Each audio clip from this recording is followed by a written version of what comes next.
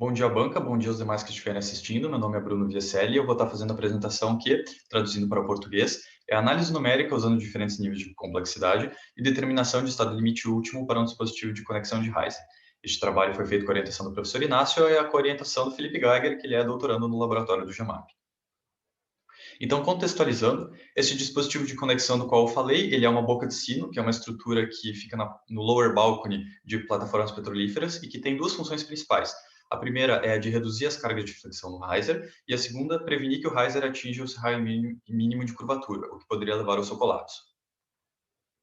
Então, com a motivação de prevenir as falhas estruturais do sistema de boca de sino para evitar que se perda uma dessas duas funções, o que, caso se perdesse, poderia levar a danos financeiros e ambientais muito severos, se cria um objetivo principal, que é o de auxiliar no design da boca de sino. E esse auxílio é feito com a implementação de uma metodologia que é dividida em duas partes. A primeira se faz uma análise estrutural da boca de sino utilizando o método de elementos finitos para determinar onde estão as regiões críticas. E a segunda é a determinação da carga de estado limite último, utilizando duas abordagens dentro da norma BNT-NBR 8800, que eu vou falar dela logo em diante.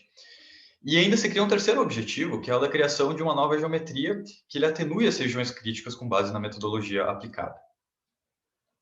Falando brevemente da fundamentação teórica, no caso do estado limite, ele pode ser visto como uma substituição ao método de tensões admissíveis, no sentido que não se tem mais o coeficiente de segurança, no qual todas as incertezas estão relacionadas a esse coeficiente e que dividem a tensão máxima, mas sim de que há coeficientes de ponderação, e esses coeficientes de ponderação eles são obtidos por metodologias estatísticas, de forma que se maximize os esforços e se minimize a resistência da estrutura, de modo que se chegue em uma solicitação de design e uma resistência de design. E no momento que a resistência estiver superior à solicitação, você está dentro da segurança. Então, o modelo físico ele foi simplificado para conter somente os componentes mais essenciais, que no caso é a própria boca de sino, e o dummy cap, que é uma versão simplificada do cap, ou do capacete. A boca de sino é feita com aço estrutural comum, enquanto o capacete é feito com aço médio carbono. E essa força cortante F, sendo aplicada, ela é nada mais do que uma representação global da atuação do riser no sistema. Então, os modelos de elementos finitos eles foram criados para análise das regiões críticas dentro de dois cenários. Um cenário com uma força F de 100 kN, que ela é suficientemente baixa para ficar dentro do limite elástico linear, e uma força de 400 kN, que ela já é suficientemente alta para haver plastificação em diversas regiões do sistema. E ainda dentro desses dois cenários se avaliou a influência ou não da formulação de contato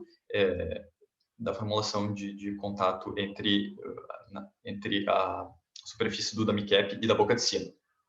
E ainda vale destacar que todos esses modelos eles são comparados com ensaios experimentais obtidos de um relatório do Magluta em 2012, que avaliou a mesma boca de sino, que no caso é uma boca de sino de 18 polegadas, e também para esses dois cenários de carga.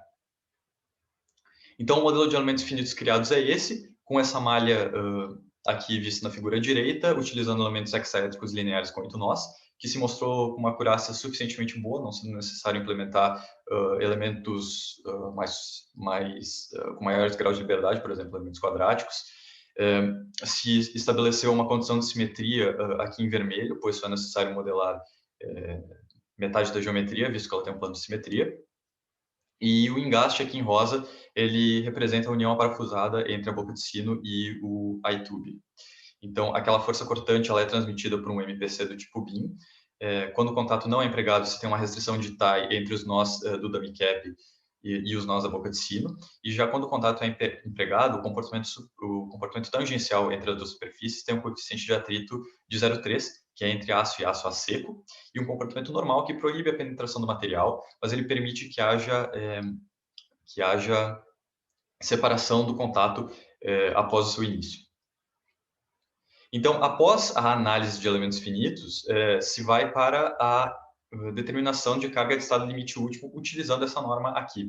A norma BNT 8800 ela é usada em perfis soldados e laminados de estruturas civis, ou seja, ele não é aplicado para a estrutura da boca de sino, que é uma estrutura offshore.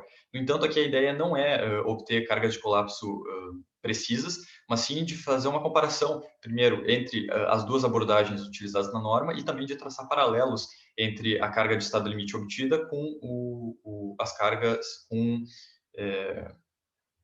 o comportamento e as regiões críticas obtido pelo método de elementos finitos.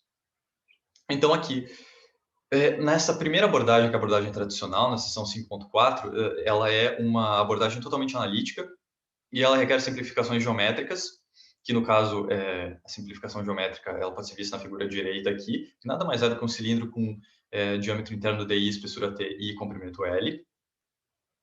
E ele vai comparar um momento e cortante resistentes com um momento e cortante solicitantes. Já a abordagem híbrida, que é obtida segundo essa seção da norma aqui, ela não requer simplificações geométricas, que é uma grande vantagem, e requer apenas o emprego da teoria de elasticidade. Isso é feito com a criação de um outro modelo de finitos, que eu vou mostrar mais adiante, e essa abordagem ela testa contra 4 possíveis modos de falha, que é escoamento sobre tensões normais ou cisalhantes, que são esses 2 primeiros casos, e flambagem ou instabilidade por tensões normais ou cisalhantes, que são esses 2 últimos casos. Rearranjando essas quatro equações, pode-se obter aqui as cargas relacionadas a cada um desses modos de falha. E aqui pode parecer que se está dividindo tensão por tensão e obtendo um valor adimensional, mas não, pois há uma carga de 1 newton sendo multiplicada aqui implicitamente. De onde vem essa carga? Ela vem do próprio método de modelos, da implementação do modelo de elementos finitos para essa abordagem híbrida, que é a seguinte: se executa uma análise linear elástica aplicando essa carga de 1 newton, se obtém a região crítica devido ao escoamento, se obtém a tensão máxima principal e a tensão cisalhante máxima nessa região crítica. A cisalhante máxima ela é definida como sendo metade da tensão de Tresca, e com isso você pode calcular as cargas de colapso referentes ao primeiro e segundo modo de falha. Após, se executa uma análise linear uma análise de flambagem linear, se determina as regiões críticas devido à flambagem, se obtém a tensão mínima principal e novamente a tensão máxima cisalhante nessa segunda região crítica aqui, além do primeiro alto valor positivo, para calcular o terceiro e quarto modo de falhas. E o menor desses 4 valores encontrados vai ser a carga de colapso para essa abordagem híbrida. Então, partindo para os resultados, na convergência de malha dos modelos de elementos finitos, se foi aumentando o número de elementos ao longo da espessura, e se vê que a distribuição de tensões ao longo da espessura ela já está bem convergida com 5 elementos ao longo dela. As tensões sendo medidas nesta linha aqui, já com erros menores do que 0,05%. No campo de tensão de von Mises para os 4 modelos, tem 2 pontos importantes aqui para se destacar. O primeiro é de que na carga de 400 kN já se obteve escoamento, com uma tensão de 250 MPa sendo atingida em vários pontos aqui da estrutura da boca de sino, e de que há um pico de tensões que é formado nos modelos que incluíram contato nessas regiões aqui destacadas, que são os modelos B e D. Então, comparando os resultados dos modelos de finitos com os resultados experimentais do relatório do Maguta, aqui se está analisando as deformações normalizadas ao longo do comprimento da boca de sino, tanto para o lado esquerdo como para o lado direito, isso na face externa da boca de sino, e aqui se vê que os resultados em regiões não críticas, ele fica muito perto dos resultados experimentais, e ainda que não atinja o pico, precisamente, há um desvio aqui entre o valor de pico, tanto em altura como em variação aqui do comprimento, mas se vê que chega na mesma ordem de magnitude. Então, as forças de estado limite último obtidas para a abordagem tradicional é de 463 kN e a de abordagem híbrida é de 388 kN. Essa carga aqui ela é relativa ao estado limite 3, que seria uma flambagem devido a tensões normais. O interessante ver é que esse resultado ficou muito perto da flambagem local, ou melhor, ficou muito perto da carga de estado limite 1, que é o escoamento devido a tensões normais, de 391 kN. Ou seja, o escoamento ele acontece mais ou menos junto com a flambagem local. E também vê que a diferença entre as duas abordagens aqui ela dá de mais ou menos 20%, o que sim é uma diferença significativa, mas fica ainda na mesma ordem de magnitude.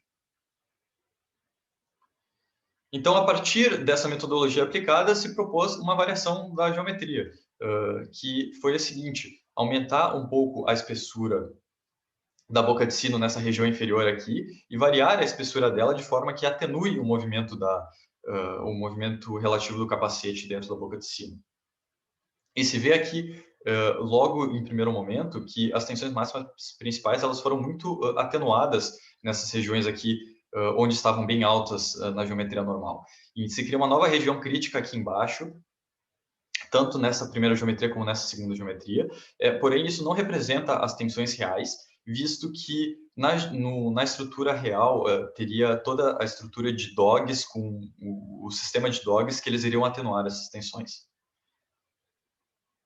Além disso, você pode ver aqui que as pressões de contato elas também foram acentuadas, foram atenuadas, e na geometria normal você tem esse pico aqui muito brusco de pressão de contato e ele é bem atenuado aqui, passando já como estava nessa casa dos 250 megapascal, já nessa geometria modificada número 2 aqui se está na faixa de 150, 160 megapascal.